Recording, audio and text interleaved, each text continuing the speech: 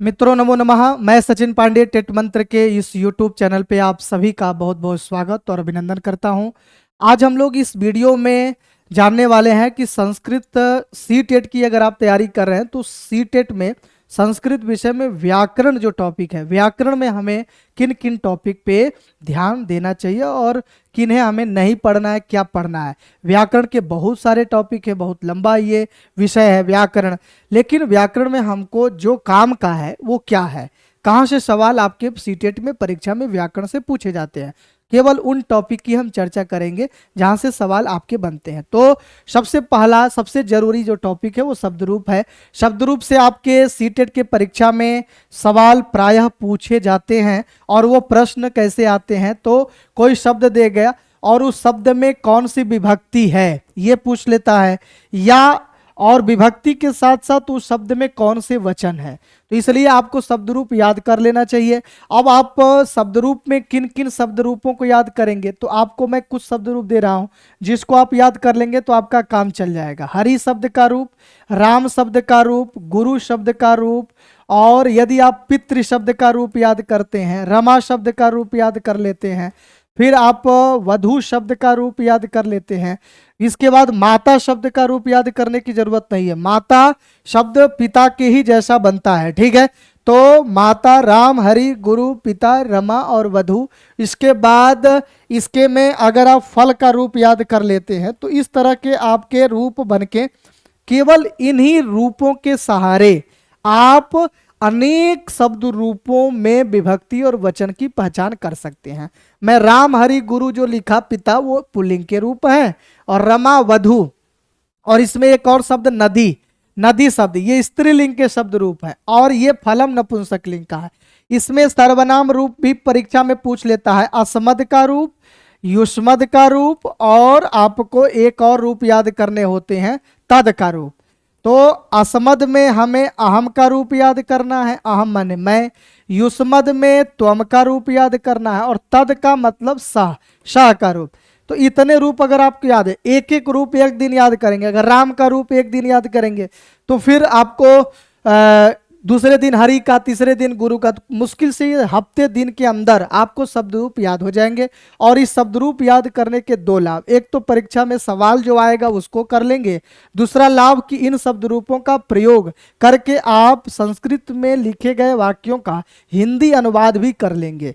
तो किस विभक्ति में कौन से रूप बनते हैं, अब शब्द रूप का एक ट्रिक शॉर्ट वीडियो मैंने आपको बनाया है, वो टेट मंत्र के यूट्यूब चैनल पे पड़ा है, उस वीडियो को जरूर देख लीजिएगा। इन शब्द रूपों को याद करने का आसान तरीका क्या है इसकी चर्चा हमने उस वीडियो में की है, सब लोग देख लेंगे।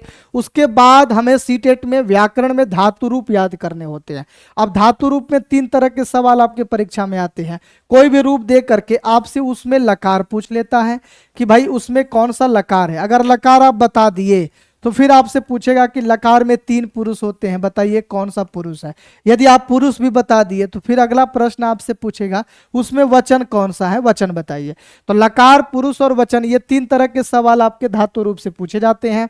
इसमें आप जैसे आप मान लीजिए पट धातु का है तो पट धातु का रूप आपको पांचों लकारों में याद करने हैं। वो भी पांच लकार कौन कौन, तो मात्र आपको लकार होते हैं 10, लेकिन पांच ही लकार के, जैसे लट लकार का रूप आपको याद करना है पट धातु में, रिट लकार का रूप याद करने हैं, फिर आपको लंग लकार का रूप याद करना है, फिर आपको विधि लिंग लकार का रूप याद करने हैं, और एक पांचवें नंबर का लकार है लोट लकार। केवल बस इन्हीं लकारों को नोट कर लीजिए और इन्हीं पांच लकारों के रूप, भिन्न भिन्न रूप धातु को रूप याद कर लेंगे तो आपको पठति पठता पठन्ति, पठिष्यति पठिष्यता पठिष्यन्ति, अपठत पठता पठन, पठेत पठेताम पठेयो, पठतु पठताम पठन्तु।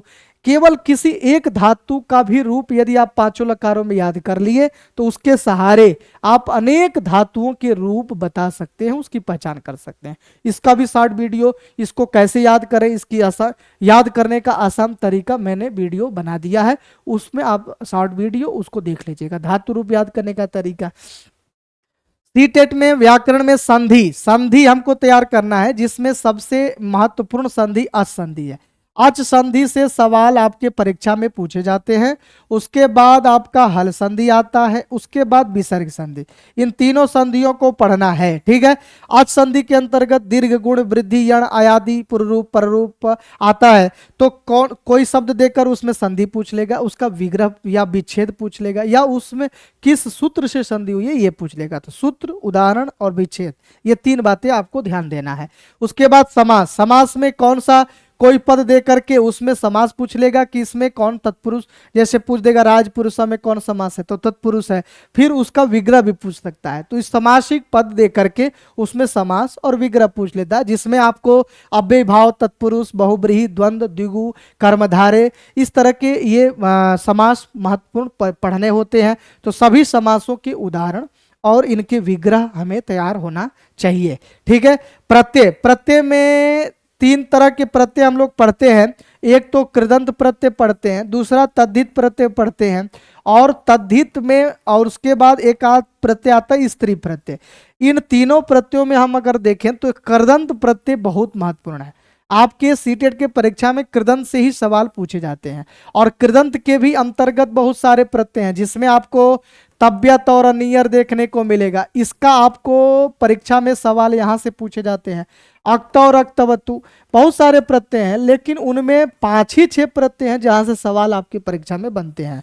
क्षत्रिय और सानच प्रत्यय हो गया, क्षत्रिय और सानच प्रत्यय ये महत्वपूर्ण है। इसके बाद आपको अक्त्वा और ल्यप प्रत्यय, अक्त्वा और ल्यप प्रत्यय है। फिर आपका तुमुन प्रत्यय आ जाता है। तो यही प्रत्यय बार बार रिपीट होकर इन्हीं प्रत्ययों से सवाल आपके परीक्षा में बनते हैं। तो इन्हीं प्रत्ययों का उदाहरण, इनके पहचानने का तरीका आपको मैंने बताया भी है शॉर्ट वीडियो में, और बहुत अच्छे से कैसे किसी शब्द को देखकर उसमें प्रत्यय की पहचान कर लें और किन प्रत्ययों का प्रयोग किन अर्थों में होता है ये भी मैंने आपको बताया। तो कोई शब्द देकर उसमें प्रत्यय पूछेगा, या उन शब्दों का उन प्रत्ययों का प्रयोग किन अर्थ में होता है ये भी पूछेगा।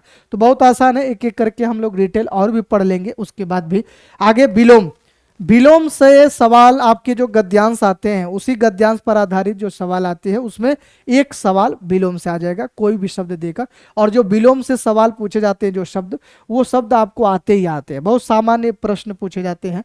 पर्यायवाची, कुछ शब्द देगा उसका पर्यायवाची पूछ लेगा, और पर्यायवाची शब्द वही पूछे जाते हैं जो फेमस होते हैं, आकाश, नदी, पृथ्वी, जल, ऐसे यही सब। तो आपको वो पता ही होता है पहले से। तो बिलो बस इतना ही हमको सीटेट में, संस्कृत में व्याकरण के जो पोर्शन है, व्याकरण में हम लोगों को केवल और केवल इन्हीं टॉपिक पे बात करनी है। इसके अतिरिक्त जो व्याकरण में टॉपिक है वो हमारे काम का नहीं है। कभी कभार सवाल आपके परीक्षा में वाच्य परिवर्तन से पूछ दिए जाते हैं, बहुत इंपॉर्टेंट नहीं है, हर बार यहाँ से सवाल देखने को नहीं मिला है, लेकिन फिर भी वाच्य परिवर्तन बहुत आसान है। इसका शॉर्ट वीडियो मैंने आपको बनाया है। तो वाच्य परिवर्तन से सवाल कभी देखने को मिलते हैं, कभी नहीं भी देखने को मिलते हैं। ये भी एक टॉपिक है, इसको भी समझ लेंगे, पढ़ लेंगे। तो एक एक करके सभी टॉपिक की चर्चा हम लोग करेंगे। और मैं जो भी टॉपिक आपको व्याकरण में बताया, केवल मैं अभी सीटेट में इस वीडियो में केवल व्याकरण की बात किया हूं, अभी संस्कृत शिक्षण की हम बात बिल्कुल नहीं किए हैं। शिक्षण में क्या पूछेगा हम अगले वीडियो में इसको बताएंगे। तो आप लोग, जो लोग सीटेट के बैच से अब तक नहीं जुड़े हैं, उन लोगों के लिए बहुत अच्छा मौका है। अध्ययन मंत्र के ऑनलाइन प्लेटफॉर्म पे इस समय ऑफर चल रहा है डिस्काउंट होली का, और इस होली के डिस्काउंट ऑफर से आप लोग ऑफर का लाभ ले लीजिए।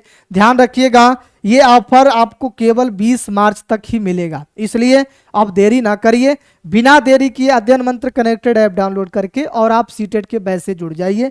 पेपर फर्स्ट या सेकेंड दोनों की तैयारी आप अगर कर रहे हैं तो आप पेपर फर्स्ट में मैथ ईवीएस से आप 999, सोशल स्टडी 999, मैथ साइंस 999, किसी भी आप पैसे इस तरह सीटेट में जुड़ते हैं तो आपको 999 रुपये ही देने होंगे। बहुत कम फीस में आपको ये सीटेट का बैच मिल रहा है। देरी ना करिएगा, 20 मार्च के बाद ये फीस आपको यही देखने को मिलने लगेगा, इसलिए इसका लाभ ले लीजिएगा। होली का ऑफर चल रहा है और ये डिस्काउंट 20 मार्च तक रहेगा। तो आप लोग सीटेट के पिंक बैच से जुड़ जाइए, ठीक है। उसमें हम लोग बहुत डिटेल में एक एक करके सभी टॉपिक को बहुत सरल ढंग से, आसान तरीके से पढ़ेंगे और अपनी सफलता को सुनिश्चित करेंगे। इस बार सीटेट में बहुत अच्छा हम लोग करेंगे। तो संस्कृत में आप लोग बिल्कुल टेंशन न लीजिएगा, सभी विषय आपके लिए उसमें आपको नोट्स मटेरियल सारी चीज़ें मिलेंगी। तो आप लोग अध्ययन मंत्र कनेक्टेड ऐप डाउनलोड करके और सीटेट का बैच से जुड़ जाएंगे। ये नंबर आप इस नंबर पे आप कॉल भी कर सकते हैं अधिक जानकारी के लिए 9555695557 पे। तो आज इस धन्यवाद। अगले वीडियो में हम नए वीडियो में मिलेंगे, तब तक के लिए नमस्कार। आप सभी को बहुत बहुत धन्यवाद।